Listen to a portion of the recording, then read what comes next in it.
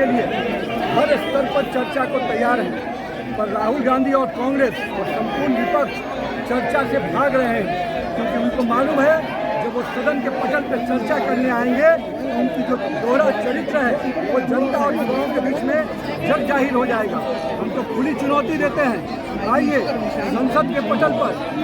छात्र और युवा के विषय पर, नीट के विषय पर, हर विषय पर हम चर्चा करने को तैयार हैं। राहुल गांधी के जो राजनीतिक दृश्य रहा है भगोड़ा का, भारतीय जनता पार्टी का सांसद हर विषय पर, भारतीय जनता पार्टी और एनडीए की सरकार हर विषय पर चर्चा भी करने को तैयार है और हर सवाल का जवाब देने को तैयार है। और मुझे मालूम है कि राहुल गांधी जी और उनकी कुनबा कभी भी चर्चा के लिए सामने नहीं आएगा, क्योंकि उनके पुराने जो इतिहास रहे हैं 50-60 सालों का जो उनका इतिहास रहा है, युवाओं को ठगने का, भटकाने का, आज भारतीय जनता पार्टी और एनडीए की सरकार ने युवाओं के भविष्य को सही दिशा दी है। आज देश भर में संस्थाएं, कोचिंग कॉलेज, सब प्रकार की संस्थाएं मिलकर पूरी तरह से युवाओं के भविष्य को दिशा देने में लगे। आज का युवा स्टार्टअप के लिए जाना जाता है, यूनिकॉर्न के लिए जाना जाता है, आत्मनिर्भर भारत बनाने के लिए जाना जाता है। ये केवल स्टोन ट्रेडर्स के रूप में युवाओं को देखते हैं, और भारत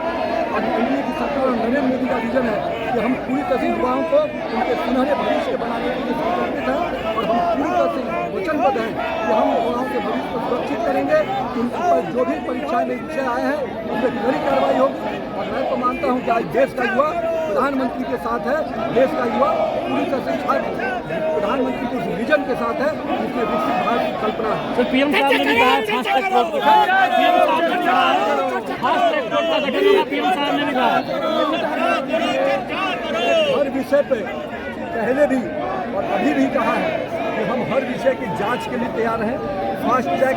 कोर्ट लाएंगे ताकि जो लोग भी इसके अपराधी हैं, जो लोग भी दोषी हैं, उन पर कार्रवाई हो, और हम ये सुनिश्चित करेंगे कि हम किसी भी दोषी को बख्शा नहीं जाए। और नरेंद्र मोदी जी जब संकल्प लेते हैं तो देश जानता है, दुनिया जानती है कि नरेंद्र मोदी का संकल्प का मतलब होता है उसको सिद्धि तक पहुँचाना।